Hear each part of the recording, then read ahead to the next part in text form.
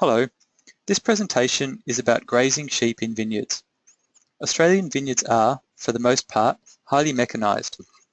They rely on heavy machinery for pruning, slashing, trimming, spraying and harvesting operations. Diesel pumps are also used on some properties to pressurise irrigation systems. Together, these factors explain why fuel use is for many growers their biggest source of greenhouse gas emissions and also a high input cost. This presentation will explore the use of sheep to control mid-row and undervine growth as one option to reduce the need for slashing and spraying and therefore reduce vineyard management costs and greenhouse gas emissions. Let's start by looking at a case study. Cumulus Vineyards comprises 508 hectares of vineyard in Orange in New South Wales. In 2014, Cumulus trialled the use of sheep in a small section of the vineyard to assess the impacts on vineyard inputs, especially fuel use. Cumulus was able to get sheep from a close neighbour, so there were no transport costs involved. The neighbour's sheep were placed in a 100-hectare fenced portion of the vineyard. The sheep remained in the vineyard over winter and were removed in mid-September. Introducing sheep into the vineyard was found to provide a source of revenue from sheep adjustment and reduced expenses associated with slashing and herbicide spraying. The following year, 2015, sheep were grazed across the entire 508 hectares. This allowed Cumulus to avoid two passes through the vineyard that would otherwise have occurred. One tractor pass for slashing mid-row growth and another tractor pass for spraying herbicide in the undervine strip. Let's have a look now at some of the savings. So firstly, you can see here that we've got the slashing pass and the herbicide pass using an estimated 5 litres of diesel per hectare, and across the 508 hectares, it's a fairly easy problem to solve. It's about 2,500 litres of diesel for both of those passes altogether. So they were able to save 5,000 litres of diesel by using those sheep over the winter period. And this amounted to a total greenhouse gas savings in carbon dioxide equivalents of about 14 tonnes, which is a good saving. There were also cost savings to be made in avoiding those different operations. So a slashing pass takes about half an hour per hectare. So across those 508 hectares, about 250 hours, and at $60 per hour, which includes your labour, your fuel, repairs and maintenance and depreciation of equipment, was a little over $15,000 worth. And the herbicide pass was a similar sort of mass problem with lower numbers of hours, but you also had the additional cost of chemical that was avoided. And so that amounted to about $7,500.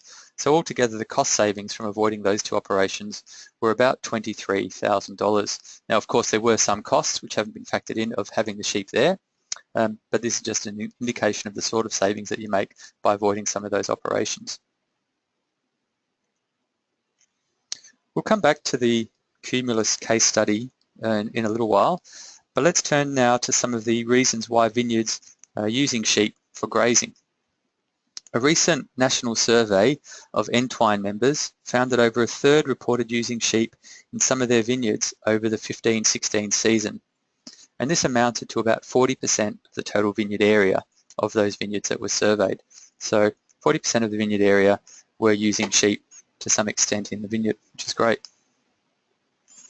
So the reasons why sheep are grazed are quite a few, but the main one, of course, is that it provides another source of income. So that additional income can come from adjustment fees, as is the case with Cumulus. So people can charge fees for having sheep on their land. And the other source of income is from actually owning and then selling the livestock after they'd gained value over the winter and spring. As we've already discussed, sheep also provide a service in the vineyard by grazing on the volunteer plants that grow over the post-harvest and dormant period. Because that growth is suppressed, it can mean that slashing and herbiciding can be avoided, and we've already shown that in the Cumulus example. Another advantage is in weed control. Sheep are useful in weed control because they consume plants that are otherwise difficult to manage with herbicides.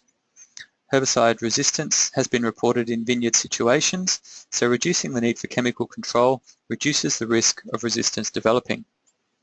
If sheep are grazed at high stocking rates, they tend to eat what's around indiscriminately, and they will eat everything that's there. This is an example. Here we can see some stalks in those red rings there, some stalks of a weed, that's marshmallow, and the sheep have stripped those stalks of all their leaves. This is a vineyard in the Eden Valley of South Australia. So what is otherwise a difficult weed, and quite a woody weed, a one that would grow up quite tall, can be difficult to control with herbicides, the sheep have no problem at all with. Now, as a management point, you don't want to be grazing sheep in a vineyard that had too much marshmallow in it, but the odd plant here and there they will certainly deal with without any problems. The final reason why somebody might choose to graze sheep, or the final reason that I could think of, is that it's something novel and of interest to consumers. We've got an example here of a Ponder estate, which is in the Bellarine Peninsula of Victoria, and they're making a virtue of the baby doll sheep that they use in their vineyard. So they feature them on their website as a point of interest for consumers. So it's quite an interesting story that they tell, and another reason why sheep might be of interest. So there are, of course, other things to consider about sheep grazing. So the following few slides is not a complete account of everything that you need to know, and it's recommended, of course, that professional advice is sought if you are thinking about incorporating sheep into your vineyard operation. The timing in most of Australia for sheep grazing is post-harvest and pre-bud burst. So you wait until your fruit's all off, the sheep can then be put into the vineyard to graze, and so long as they're out before bud burst, there's no real problem with the timing. In cool regions, you might also consider using sheep after flowering and before veraison. So at those times they'll eat what's on the ground, and they'll also eat the lower leaves, or the leaves that they can reach. For most regions, this isn't generally a good thing, and it's to be avoided because those lower leaves are useful for shading and also for photosynthesis. But in cooler regions where sunlight interception in the bunch zone is important, or of the inflorescences up until veraison, then leaf plucking can be a benefit. So it's really a horses for courses thing. Other things to consider. So to accommodate the sheep, getting back to the Cumulus case study, to accommodate the sheep without disrupting their vineyard practices, Cumulus split their 508 hectare area into 5 different parcels for the sheep to graze. The flock, which was 3,500 merinos of sheep, were kept together in those roughly 100 hectare parcels and rotated using a technique called cell or crash grazing. So at that stocking rate, it's quite high. You get them in and you get them out relatively quickly. And the aim of this method is to have the mid-row and undervine growth heavily grazed, so everything is eaten and no weeds are left before moving the sheep into the next parcel. If sheep are introduced into too large an area, they can graze preferentially, only eating the vegetation they like, and they can leave some species behind that could include weed species. So in some respects, it's better to graze them in this crash grazing style. You also need to consider fencing, of course, to manage the sheep, as Cumulus did, keep them off roads, to keep them out of the way of tractors, so you need to be able to parcel them off. And they also do require a source of water. Often they can get enough water just from what's on the dew on the leaves and the leaves that they're eating, but water does need to be made available to them. A couple of other things to consider is the soil condition. So sheep should be removed from waterlogged soils because of the compaction that they cause, or that they can cause if the soil is wet.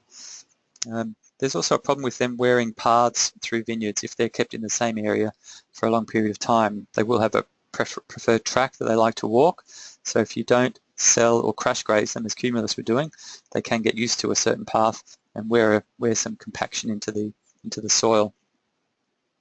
Stocking rates to consider are also important. It's going to vary depending on how much growth you've got and how good quality you've got for them to eat. So all those things need to be taken into consideration.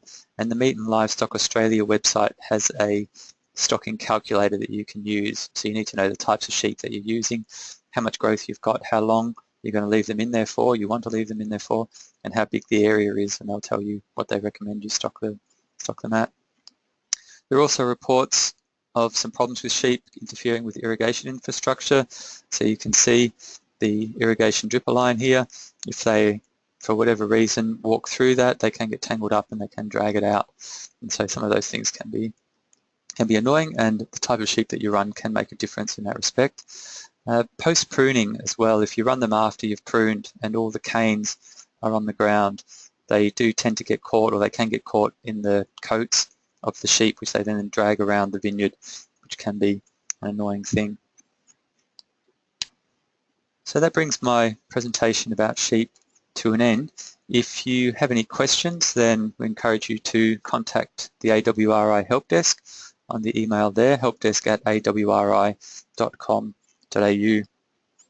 And to finish, I just want to acknowledge the support that we get. The support in this case is from funds provided by the Australian government. And I'd also like to acknowledge the contribution from Cumulus Vineyards in Orange, especially Marty Granston, the Henschkes in Eden Valley in South Australia, Prue Henschke, Margaret River Discovery, Margaret River WA, and Ponder Estate and the Bellarine Peninsula in Victoria. Thank you for listening.